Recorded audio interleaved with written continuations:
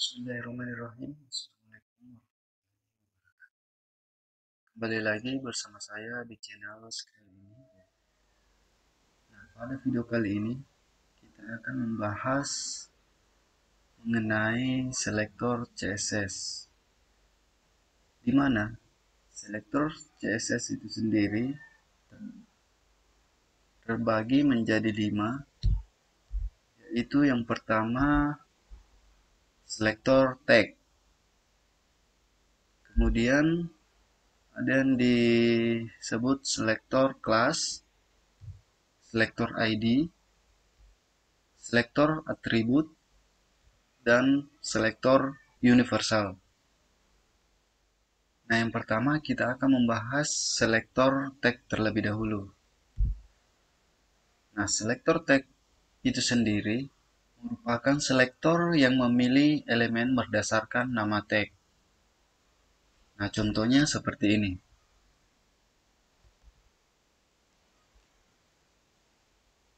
Kita sudah memiliki sebuah file yang bernama tor.html. Nah, kemudian kita buka.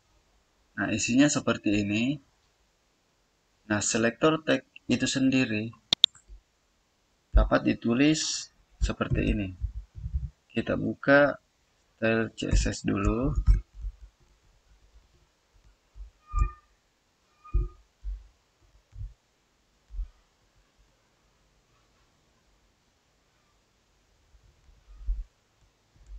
Color red.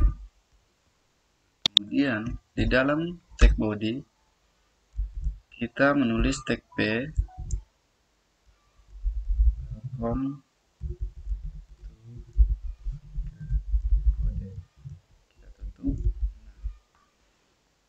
kita coba buka di browser.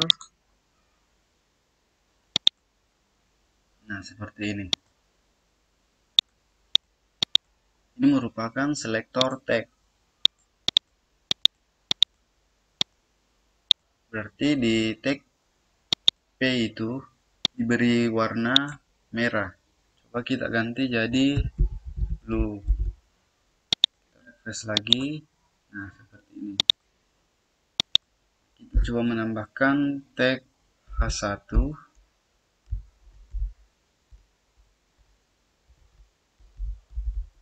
Color red. Nah, di sini kita nulis H1 welcome. Coba kita refresh lagi. Nah, seperti ini. Ini merupakan cara penulisan selektor tag pada CSS. Kemudian kita lanjut ke selektor class. Nah, selektor class sendiri itu merupakan selektor yang memiliki elemen berdasarkan nama kelas dan ditandai dengan tanda titik di depan style CSS itu sendiri. Nah, contohnya seperti ini.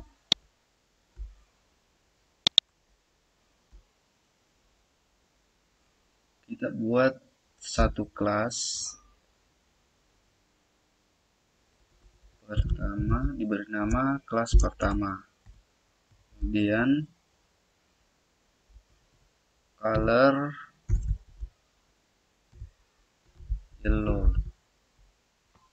Nah, di dalam tag body ini kita mempunyai sebuah tag yang diberi nama kelas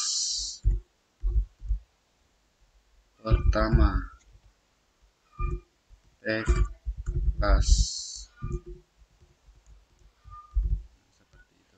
Kita coba refresh. Nah, ini kelihatan. Coba kita ganti warnanya jadi red saja. Coba refresh. Nah,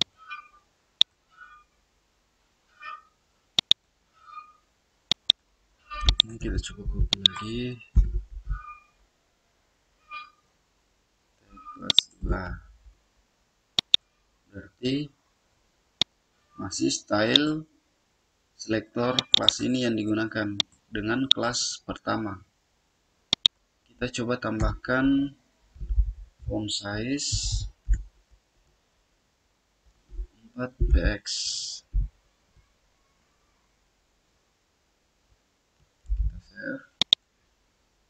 refresh. Nah, ini merupakan tag class dari CSS. Kita next ke selector ID. Nah, selector ID itu sendiri hampir sama dengan kelas. Nah, cuma bedanya ID bersifat unik atau hanya bisa digunakan oleh satu elemen saja dan ditandai dengan tanda pagar. Nah, contohnya seperti ini.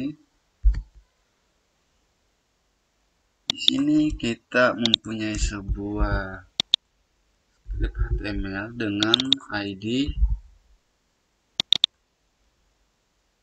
kedua. Berarti di style CSS-nya sendiri kita beri tanda pagar di depan untuk menandakan bahwa style itu atau selektor itu adalah selektor ID. Kedua, kita beri color blue. Kemudian font size 32 px. Nah, di sini kita sudah mempunyai ID, tag ID. Kita save. Coba kita refresh. Nah, ini dia. Yang membedakan selektor ID dengan selektor kelas yaitu hanya dengan penanda saja. Selektor ID mempunyai tanda pagar, sedangkan selektor kelas mempunyai tanda titik di depan karakter, di depan nama kelas. Dan selektor ID itu sendiri hanya bisa digunakan oleh satu elemen saja. Bisa digunakan lebih dari satu, contohnya seperti ini. If ID kedua. Kita mempunyai sebuah ID yang sama, nah itu tidak bisa.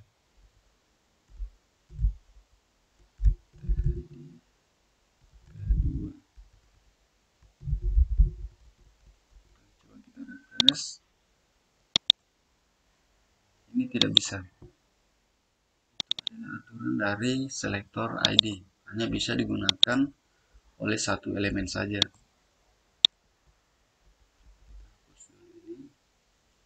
Kemudian kita next ke selektor atribut. Selektor atribut itu sendiri yaitu selektor yang memiliki elemen berdasarkan atribut. Selektor ini hampir sama dengan selektor tag, yaitu seperti ini. Apabila kita mempunyai sebuah elemen input text name,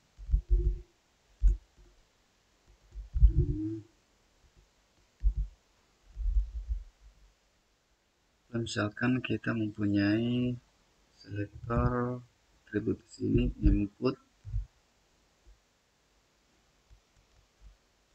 text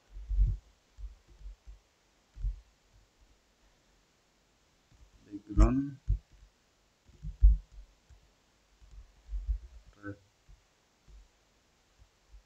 nah berarti elemen tipe teks ini akan menggunakan style dengan selektor atribut ini. Nah, kita coba save dan refresh. Nah seperti ini.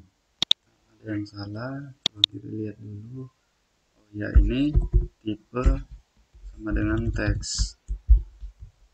Berarti input tipe teks ini akan menggunakan style selektor atribut ini, atribut input tipe teks. Kita save, kemudian refresh. Nah seperti ini. Kita coba tambah lagi input tipe teks dengan name yang berbeda. Misalkan kita save. Nah seperti ini sama, karena dia menggunakan selektor atribut ini. Nah kecuali di sini tipe number, maka tidak akan menggunakan selektor atribut ini karena di sini hanya tipe teks. Nah, jika di sini tipe number, maka dia tidak akan menggunakan ini. Coba kita refresh, save. Nah, dia tidak akan menggunakan selektor atribut ini. Nah, kemudian kita lanjut ke selektor universal. Nah, selektor universal itu sendiri merupakan selektor yang digunakan untuk menyeleksi semua elemen pada jangkauan skop tertentu. Nah, contohnya seperti ini.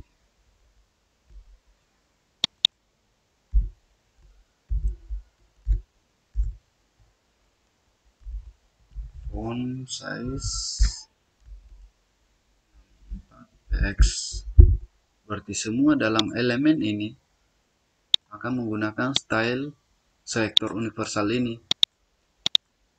Nah, coba kita save, kemudian refresh. Nah, seperti itu. Nah, selektor ini jarang digunakan dalam membuat sebuah aplikasi web atau website karena selektor ini merupakan selektor yang universal yang susah untuk digunakan.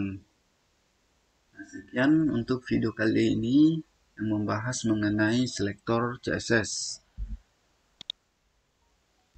Next video kita akan membahas sebuah grid CSS di mana grid ini akan digunakan untuk membuat sebuah layout atau frame website menggunakan grid CSS. Sekian, Assalamualaikum warahmatullahi wabarakatuh.